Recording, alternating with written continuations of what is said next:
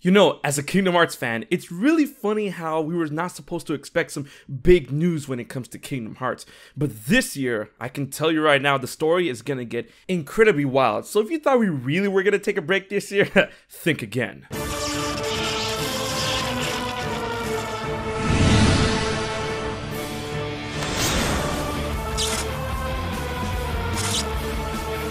When it comes to recent Kingdom Hearts games and releases, we've had Kingdom Hearts 3, Kingdom Hearts 3 Remind, Kingdom Hearts Dark Road, and of course Melody of Memory. But even though those are all out and about, a lot of people believe that 2021 was going to be the relaxed year for the Kingdom Hearts franchise. Big thanks to Tetsuya Nomura claiming that we shouldn't expect any huge news on upcoming releases within 2021, and that we should gear our expectations more towards 2022, the 20th anniversary of the series. But despite that, developments leading into 2022 will have you primed in knowing that we aren't truly relaxing this year, and let me explain why. What's up guys, it's HMK once again with another Kingdom Hearts video. I hope you're gonna like this one, and for more Kingdom Hearts content every week, be sure to hit that subscribe button and that bell in order to know when I put up a video. And don't forget to give it a like. Now without further ado, if you're ready to strap on in, let's dive directly into the darkness. Now when it comes to the story of Kingdom Hearts, where we last left it, Sora is still gone, and his ending with Yozora ended in a very ambiguous way.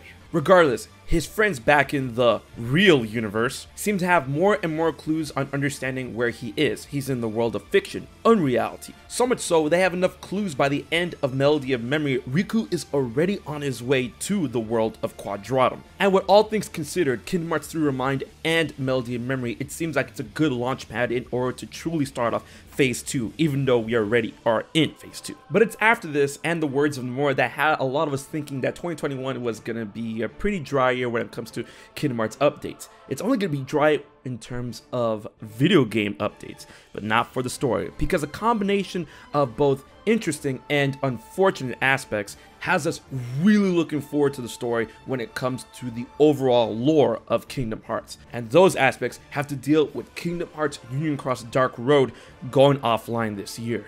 It's pretty unfortunate, but I had a lot of good memories with the game, and it's been going on for quite a while, so it had a pretty good lifespan. And also, I wouldn't feel too bad for the team of Kingdom Hearts Union Cross Dark Road now that the game is going offline, because Nomura did confirm that those team members are going to be shifted and absorbed into the other Kingdom Hearts developmental teams. But it is thanks to this unfortunate development that leads us to know that we're going to get some very big juicy material that we're going to be talking about for the rest of the year into the announcement of the eventual next huge Kingdom Hearts game, whether it be Kingdom Hearts 4, Kingdom Hearts Vehrex, Kingdom Hearts Quadratum, whatever. And the first huge development is that Union Cross is going to have its story ending in April, which is literally a month from now. And with the growing interest of Union Cross, the Master of Masters, the Foretellers, and Luxu, and how they're relating to Quadratum, Vehrex, and the Phase 2 of Kingdom Hearts, it's going to be extremely important on how this ends and how it puts everything into perspective. With the Union leaders, specific characters like Lauriam and Elrena, how they became known as Marluxia and Larxene, and how other characters are going to be in this day and age after their clash with darkness. And perhaps even the revelation of the Break. You know, this so-called ominous event that will transform the ruins of a destroyed Daybreak town into Scala ad Caelum. In either case, the ending of Union Cross after so many years is going to get a lot of people talking, and this is going to sustain and get wild with the Kingdom Hearts story for the rest of the year, if not a couple of months. But if you thought that was it, oh man, you ain't ready for the rest of the year. Because once Kingdom Hearts Union Cross Dark Road goes offline, they're going to be working on an offline version that will be released in its entirety for you guys to enjoy in September. And when that drops, the entire story of Dark Road will be available at that point in time. And with that advent, we're going to learn more about young Xehanort, his classmates, what happened to him, what happened to them, and what truly led him down the Dark Road. And you know, of course, with Union Cross taking place in Daybreak Town and Dark Road taking place mostly in Scala ad Caelum, them being the same place really ties in everything together, and us trying to understand more about the Foretellers, how they're able to phase in and out of reality and unreality, get to Quadratum, and how is Quadratum related to the grand scope of the Kingdom Hearts lore. In any case, in September, we're gonna get another insane lore drop. So think about it a little bit.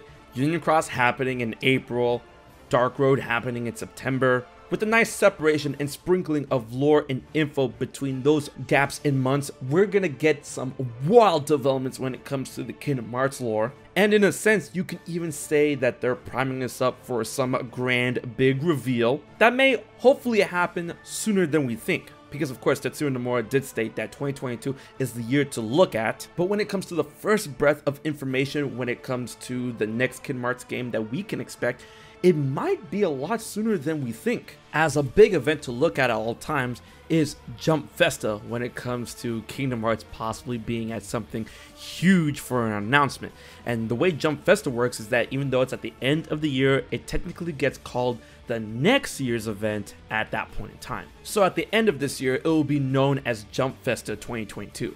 And most of the time, you can count on them to have some sort of huge Kingdom Hearts announcement. So with Union Cross having its big story dump around April, and that Dark Road is going to have their big story dump around September, a couple of months down the line, going towards December, could have that big reveal that was primed up from Union Cross and Dark Road. And these story elements can obviously tie into the Master of Master. What does he want? His plan, his plot, especially with that of Quadratum and Scala ad Kylum, and possibly reveal a certain relation between himself and Yozora, and possibly even Sora. Either way, it seems that this content is going to be extremely important, given how Kingdom Hearts 3 ended in vanilla. You know, with 4 of the 5 foretellers returning, Ira, Aced, Envy, and Gula, and how they make a square in the X of the Keyblade Graveyard, hint hint. But hopefully this explosion of wild story can give us all the insight we need going into Quadratum, because I feel that's the next big step within that of Kingdom Hearts. So much so that I would call it Kingdom Hearts 4. But if I had to pick a particular narrative aspect that I really want to know about the most, is how Union Cross is going to end, and if the break is truly going to be as dark as a lot of people think it is. I want to see how the Union leaders get out. I want to see how Ventus gets from point A to point B. I want to see how Brain gets left behind. And of course the possible finale between the Lushu and Master of Masters conversation, which gets very weird. Of course, the whole concept of who lives and who dies within that of Union Cross and the break is going to spill over into September with Dark Road, when we find out who lives and who dies when it comes to young Xehanort and young Ericus's original friends and classmates. And maybe, just maybe, well, this might be a long shot considering that Union Cross is literally about to end, we're going to learn more about the ancient Keyblade legacy that dwells within that of Larxene, Marluxia, Demyx, and Luxord. And Demyx and Luxord, I mean, we know where Luxord is, or apparently where it came from, you know, Verum Rex, but Demyx is still in the wind. I had a big theory about that, but I just want to see if they're going to talk about it in the very least, especially considering the history that happens in Union Cross is getting extremely dark. And you know, for Kingdom Hearts, we like the dark. We like the dark stuff, especially since we're getting something called Dark Road, right? But in closing, the case in point that I would like to see revealed, but I don't know if it's going to be part of Dark Road or even Union Cross, it might be saved for the Verum Rex Quadratum game, is I'd like to know if Quadratum truly existed as long as the Kingdom Hearts universe as we know it existed. You know, during the time of Daybreak Town, Union Cross, maybe even during the time of Scala ad Kylum, but I'm leaning more towards Daybreak Town because it's heavily implied that the Lost Masters, specifically Aced, Ira, Gula, Envy, and it's kinda hit or miss when it comes to the Master of Masters, even though I'm leaning more towards that he did, because of course he was in the Yozora Secret movie. And then I don't know if Ava actually did make it to Quadratum, because of course Lushu said, oh, I guess Ava didn't make it after all. I mean, she could still be stuck in Quadratum, but honestly, I think these guys dipped out to that world in order to dodge any type of destruction that happened at the end of the Keyblade War during the time of Union Cross. And in that sense, for Union Cross ending, I would like for them to, you know, reference that part a little bit. Not too much, maybe a little much, I don't know. But with that being said, let me know what you guys think about the Wild Boy story that's gonna go down this year for Kingdom Hearts. You thought we're gonna relax this year? Just wait until April and September, and hopefully we'll get something good at the end of December during Jump Festa. Leave your thoughts and theories in the comment section below, and be sure to like, favorite, share, and most importantly, subscribe to HMK for more Kingdom Hearts content every week. Big thanks to my Patreon supporters for helping making this video happen. If you want to find out how you can support HMK for just $1 a month, please check out my Patreon info in the description box below. Alright guys, until the next video, this has been HMK, and I'll check you guys later. So you haven't subscribed to HMK yet? Don't piss Xemnas off.